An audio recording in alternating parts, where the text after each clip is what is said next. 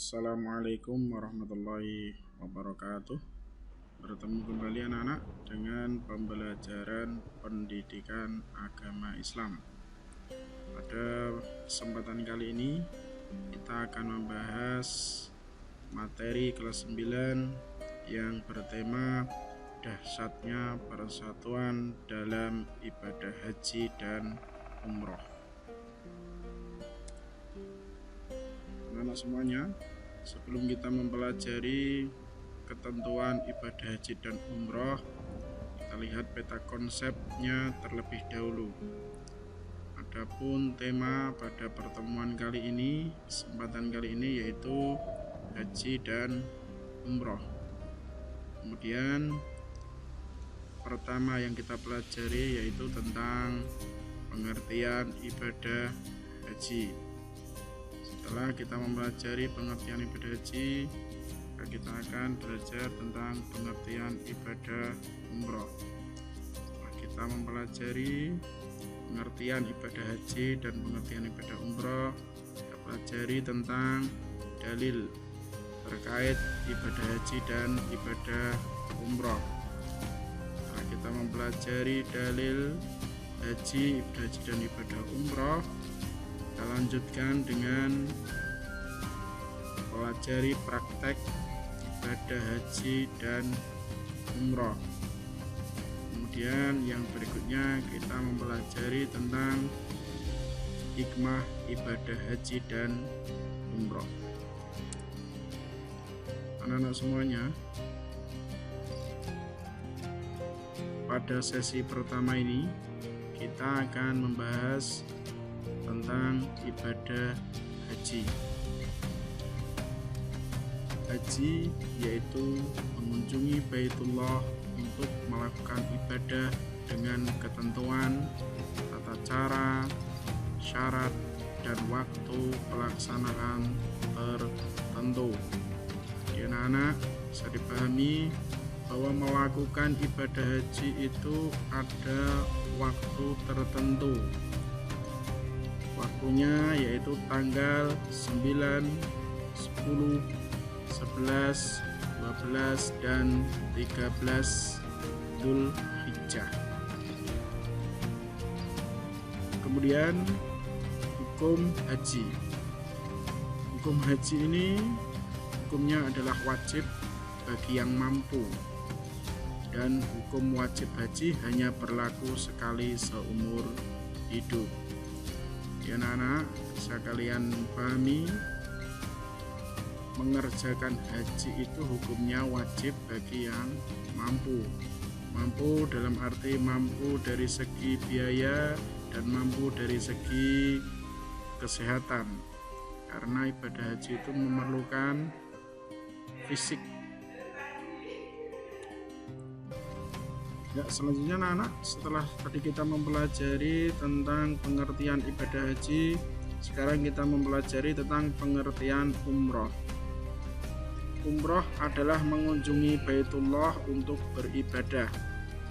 Di perbedaan haji dan umroh terletak pada waktu pelaksanaan dan beberapa ibadah dalam haji yang tidak dilaksanakan dalam umroh. Jadi anak-anak semuanya, umroh itu waktunya bebas, tidak ditentukan seperti pelaksanaan ibadah haji, ya. Dan ada beberapa ibadah dalam haji yang tidak dilaksanakan dalam umroh, misalnya wukuf, ya. Jadi setelah ihram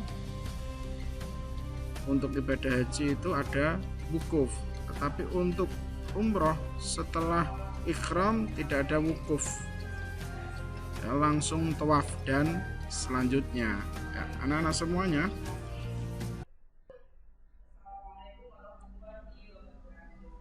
ya, anak-anak semuanya, sekarang untuk sesi selanjutnya kita akan belajar dasar hukum haji dan umroh.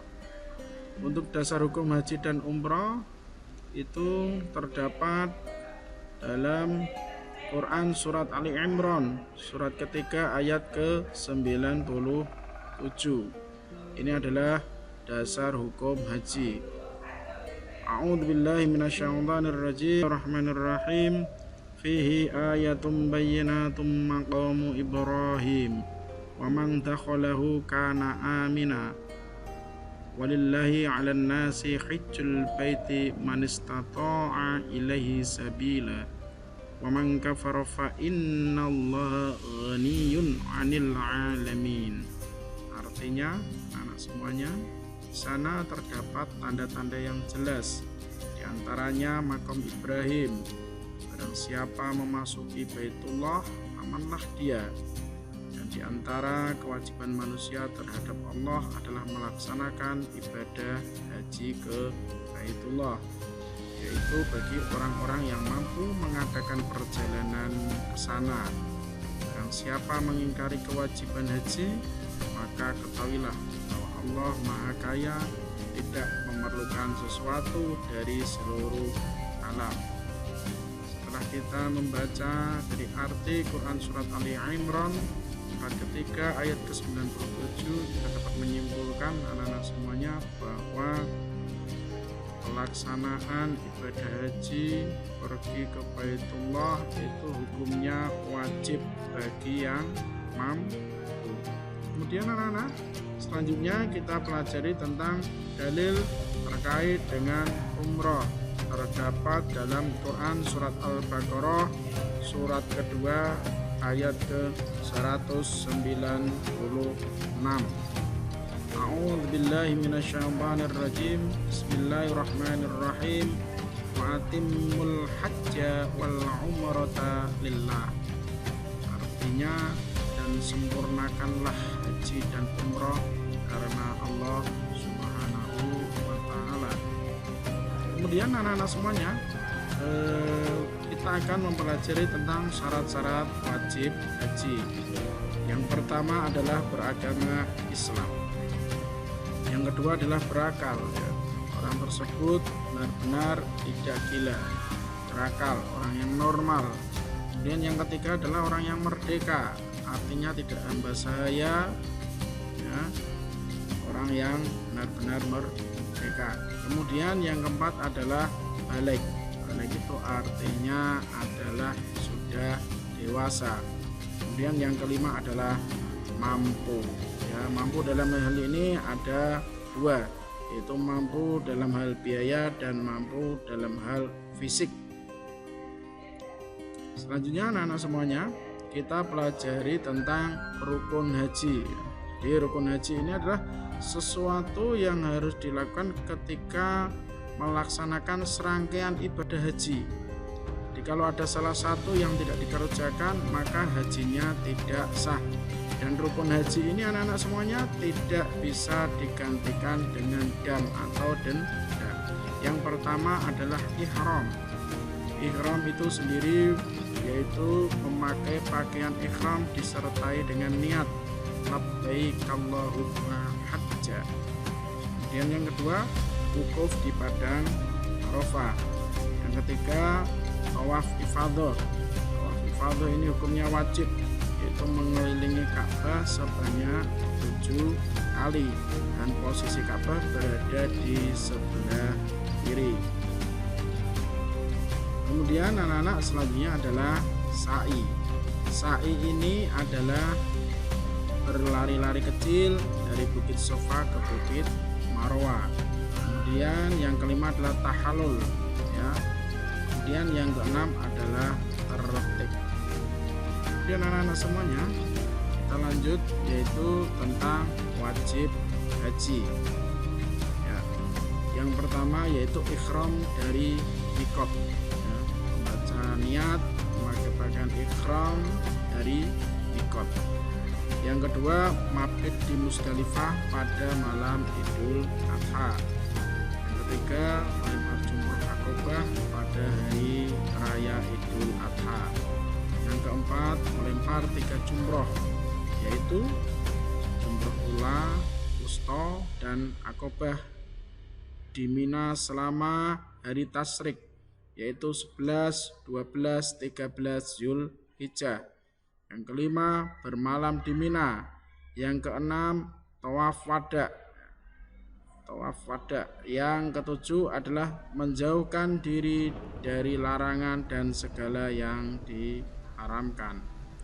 Kemudian anak-anak semuanya, setelah kita mempelajari tadi wajib haji, kita pelajari tentang sunnah haji. Suatu yang dilakukan akan mendapatkan pahala. Ya, yang pertama adalah melakukan haji ifrad.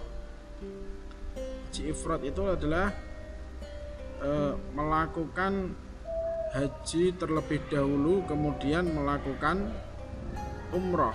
Ya, kemudian yang kedua membaca talbiyah. Yang ketiga membaca doa sesuai membaca talbiyah. Yang keempat membaca zikir sewaktu tawaf. Yang kelima sholat 2 rakaat sesudah tawaf. Yang keenam mencium hajar aswad. Kemudian anak-anak, setelah kita tadi mempelajari tentang sunnah ibadah haji, sekarang kita mempelajari tentang larangan-larangan ketika jamaah haji sedang melakukan serangkaian rukun haji. Ya, yang pertama yaitu anak-anak, bagi laki-laki dilarang memakai pakaian berjahit. Yang kedua dilarang memakai tutup kepala. Kemudian untuk perempuan dilarang menutup muka dan kedua telapak tangan. Kemudian selanjutnya larangan bagi laki-laki dan perempuan. Yang pertama dilarang memakai wewangian. Yang kedua dilarang menghilangkan rambut atau bulu badan lainnya. Yang ketiga dilarang memotong kuku. Keempat dilarang menikahkan atau menjadi wali. Yang kelima dilarang membunuh berburu binatang liar. Yang keenam dilarang berhubungan suami istri. Anak-anak semuanya, setelah tadi kita mempelajari berbagai macam yang terkait dengan ketentuan ibadah haji dan umroh, kemudian kita akan mempelajari tentang pengertian dam, ya, yaitu denda yang akan dilakukan atau akan dibayarkan kepada jamaah haji yang melakukan pelanggaran. Ya, misalkan dia melakukan tamato, haji tamato, itu ada pelanggarannya, harus membayar dam. Pengertian dam itu sendiri apa anak-anak? Dam adalah denda bagi seseorang yang melanggar wajib haji atau umroh. Ya, setelah kita mempelajari tentang pengertian dam, yang terakhir yaitu kita pelajari tentang hikmah haji dan umroh. Yang pertama adalah sebagai bentuk syukur atas rezeki yang melimpah. Yang kedua menciptakan ukhuwah Islamiyah tingkat dunia. Yang ketiga membebaskan diri dari dosa dan menenteramkan jiwa. Yang keempat mendidik dan menyadarkan jiwa untuk memenuhi panggilan Allah lebih dari panggilan apapun. Yang kelima menyadarkan manusia bahaya mengikuti bisikan setan. Yang keenam meneladani Nabi Muhammad SAW dan nabi-nabi sebelumnya. Yang ketujuh menggalang persatuan umat Islam di dunia. Nah, sekian anak-anak pembelajaran pendidikan agama Islam untuk materi dasarnya persatuan ibadah haji dan umroh. Sekian, terima kasih anak-anak, semoga sehat selalu. Wassalamualaikum warahmatullahi wabarakatuh.